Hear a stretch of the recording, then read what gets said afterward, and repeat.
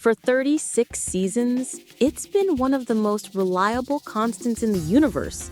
The sun rises in the east, gravity keeps us on the ground, and Homer Simpson has a problem with Ned Flanders. It's a feud that has fueled hundreds of jokes, dozens of storylines, and one very memorable trip in a left-handed roadster. But why?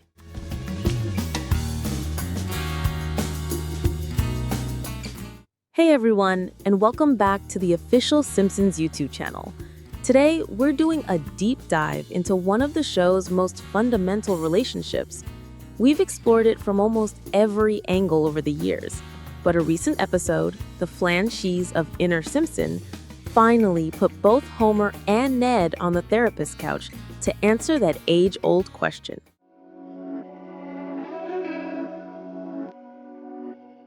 The answer we found was more complex than you might think.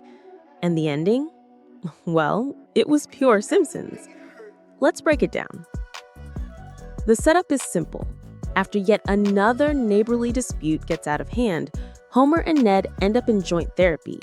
The goal is to get to the root of their animosity. Homer's side of the story is the one we all kinda suspected. From Homer's perspective, Ned is a living, breathing personification of everything he's not.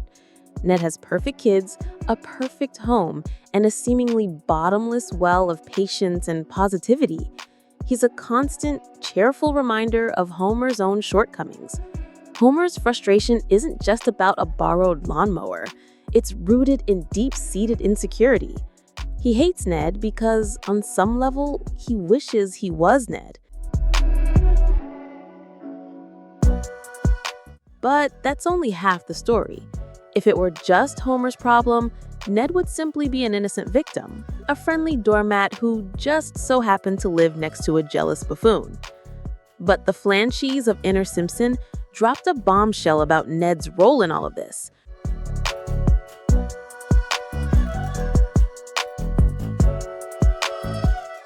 During their shared psychedelic therapy trip, because of course that's how they'd achieve a breakthrough, Ned has a revelation of his own.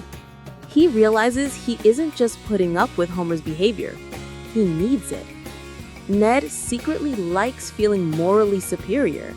Homer's loud, messy, and chaotic life makes Ned feel more righteous, more pious, more Flanders. He's not a doormat, he's an enabler. He facilitates Homer's bad behavior because it validates his own identity as the good neighbor. Their relationship isn't just a rivalry, it's a weirdly symbiotic, codependent friendship. Each man, in his own way, gets exactly what he needs from the other.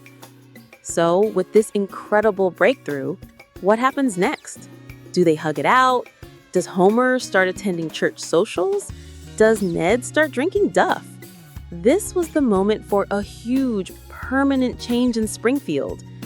And we know some of you were thinking, you were probably disappointed with what happened next. They chose the status quo. After all that soul-searching, they explicitly agreed to go right back to the way things were. And while that might feel frustrating, it's a moment that reveals the very DNA of our show. In the world of The Simpsons, some things just don't change.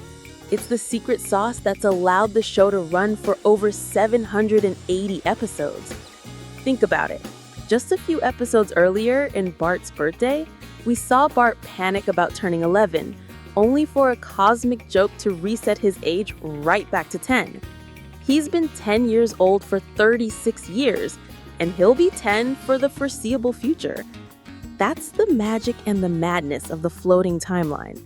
No matter what wild, reality-bending, world-ending events happen in an episode, you can be sure that by the next one, everything will be back to normal. Springfield has a reset button, and we're not afraid to use it. The title of the episode, The Flanders of Inner Simpson, is a nod to the movie The Banshees of Inisherin, a brilliant but bleak film where a friendship ends with tragic, irreversible consequences. That's a powerful story, but it's not our story. The Simpsons isn't about the tragedy of permanent change. It's about the comedy of eternal consistency. Ending the Homer-Ned feud would be like making Bart an honor student or having Maggie finally start a career in astrophysics. It would fundamentally break the machine. Their rivalry is a pillar of the show's comedy. It's the engine for countless stories. It's the reliable conflict between order and chaos, piety and sloth, diddly and dough. So, no, we didn't end the feud.